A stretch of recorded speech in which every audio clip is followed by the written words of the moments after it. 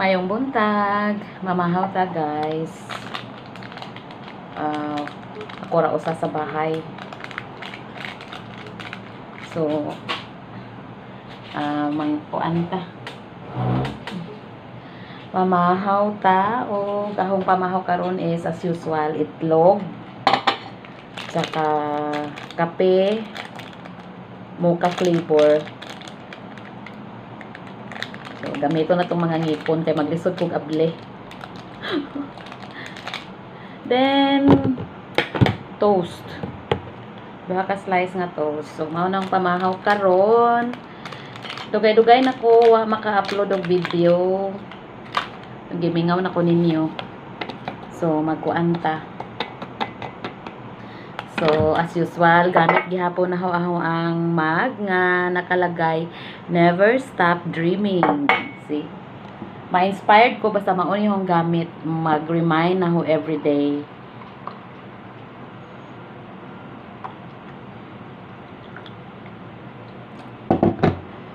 So, mamahaw ta guys. Kaon ta, kaon.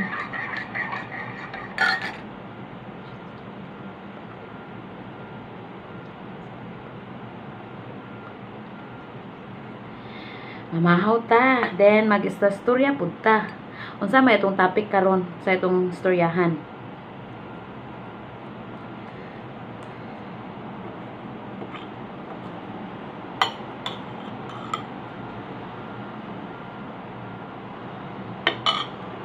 Gimingaw na ko sa Huang Sikwati. Kaya nahurot na gawang tabliya. Munang nagkape na lang ko.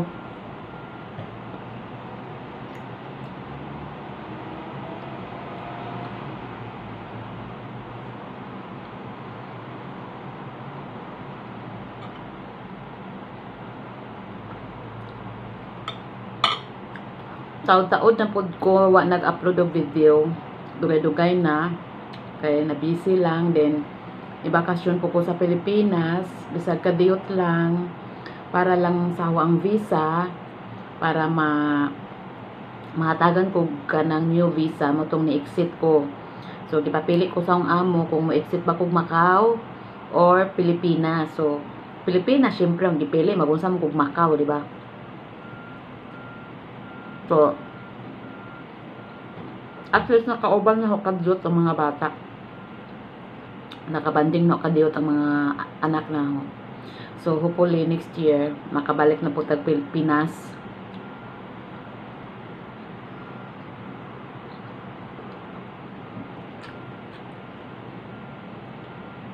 Mag-istorya na lang daita sa mga experience pag uli, no? At nga time, grabe ang delayed sa flight. Dapat mo gikan kog Hong Kong 6 o'clock. Ang primero to the ay 1 o'clock. Then nag-email ang airline sa huang amo nga ma-delayed 6 o'clock. So naghuwat-huwat kog 6 o'clock. Nahimong 6:20. Wag hapon. Nahimong 8:40. Wag gihapon. So ang nahitabo is nahimong 9:20. Then 9:20 ayan na naan nami sa kuan na may nakalinya nami sa boarding gate. Nakalarga siguro ang eroplano is mga 10 na kapin. Mga 10 kapin kay grabe pud kadaghan sa pasahero. Super kapuno ang eroplano nga gisakyan dako. Na timing pud nga dako agaw ang eroplano nga nasakyan. So, dako jud siya kay sa di ba sa lingkuranan sa sud sa eroplano is ang satunga is 4 seats. Then sa isig ka kilid 3 seats. So dako jud siya nga eroplano nasakyan. Then mao to pag naabot mig Manila, grabe. Naabot kog Manila mga ano na 12 na kapin. Nga na jud mga 12 na kapin lagi. Mga 12 na kapin minabot Manila kay dugay pud mi nakatugpa kay dili pa bakdit ng kuan pa ag runway. Gi-announce sa kuan nga dili pa bakante ang ang runway. So namay nga na, di ba? Na so dito pa mi sa Kawanangan. So diha nami sa airport. Grabe agamo ang bagahe. Almost 2 hours wa mo gawa sa conveyor, daghan na nasuko. Daghan na niingon nga asa ra man nagamo ang mga bagahe, daghan na jud nasuko guys. Daghan nag-upload og videos, ambot nag-viral ba basta kay nag-upload, daghan man to nag-ingon nga ila ko nung i-upload sa TikTok, sa reels nila kay i-viral jud kuno nila. Daghan na nasuko sa PAL kay wa jud mo gawa sa gamong kuan. So to make the story short, nakagawas ko sa airport almost 2 o'clock in the morning. Yung anak ka kuan hong biyahe. So pila may kuan na kabiyahe ko Bohol. Ang ahoa pa jong flight para Bohol na delayed man siya, pero at least dili parehas katong diri sa Hong Kong. Delayed gihapon, ambot nga no tuoy nagka-delayed man ang flight. So na delayed ang flight na papuntang Bohol. Then pagbalik pa jud na sa Bohol, grabe kay pagbalik pa jud na. So dito na ko Bohol, nag-enjoy ko sa mga kauban sa mga anak. So it's time na nga mobalik na ko Manila kay flight na pud na para Manila to Hong Kong. So ang nahitabo na pud is agaho ang manghod manggoy nag-book na og ticket sa ang domestic flight kay naman siya kumari nga mo book og ticket kay kato magud pagkabakasyon na ho guys is gasto na ho. Kay dili pa man ko finish contract sa ang 4th contract. 1 year man lang gud gihatag na ho nga kuan nga visa. So pero aho ang kontrata is 2 years. So I mo to need ko mo accept para sa another 1 year nga visa na ho. So mo to next to Pilipinas. So balik ko na to, balik na ko Manila, schedule na ko balik Manila.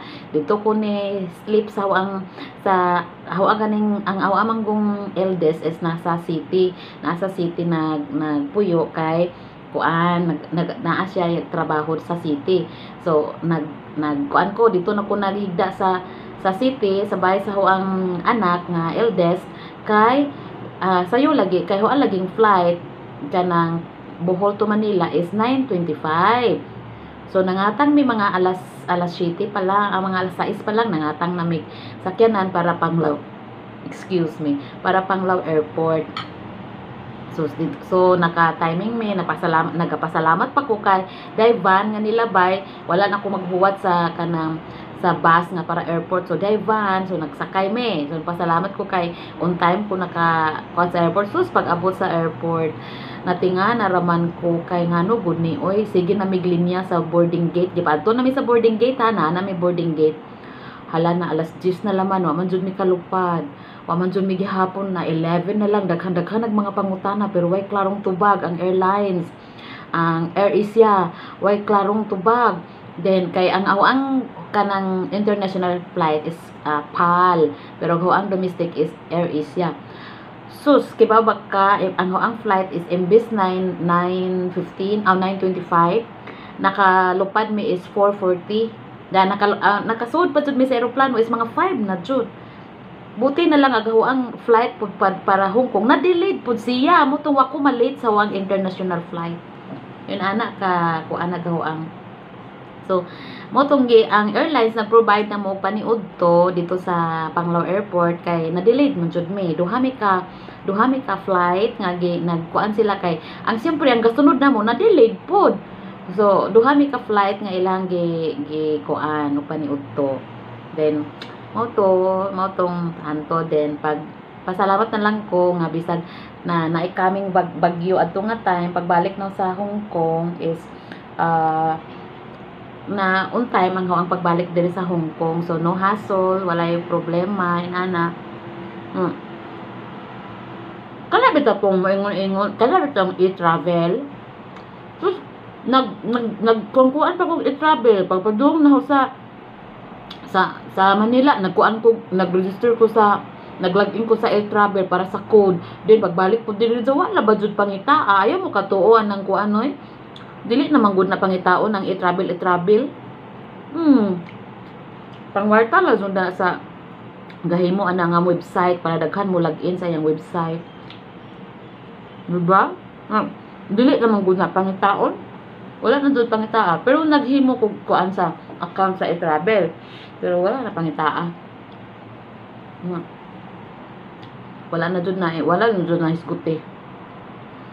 So, pasalamat po sa Ginoo nga nakabalik ko Hong Kong na safe. Then nakabanding na kadyot ang mga bata. So, hopefully next year ulit na po ko. Diba?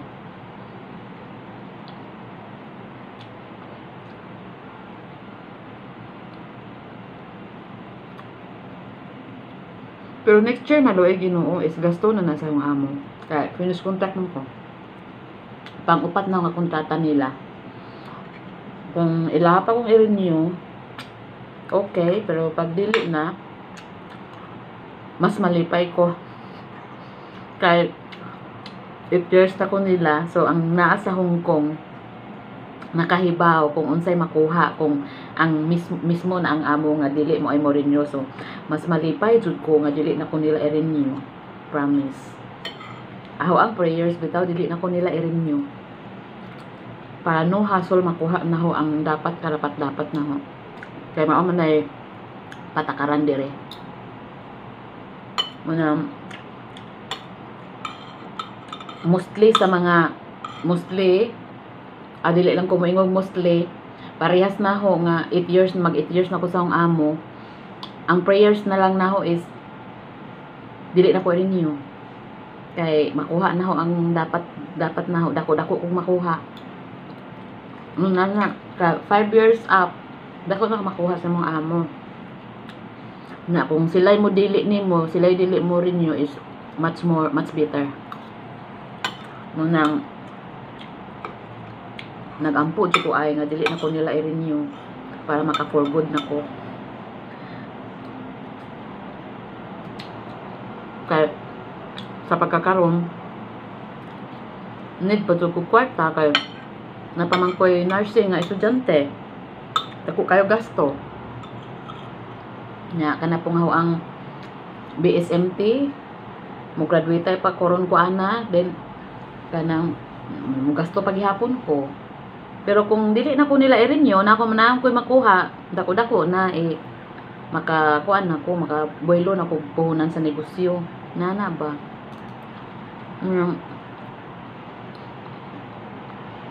dili sa Hong Kong kung bago pa lang ka diri magampo jud ka nga dili ka i-terminate.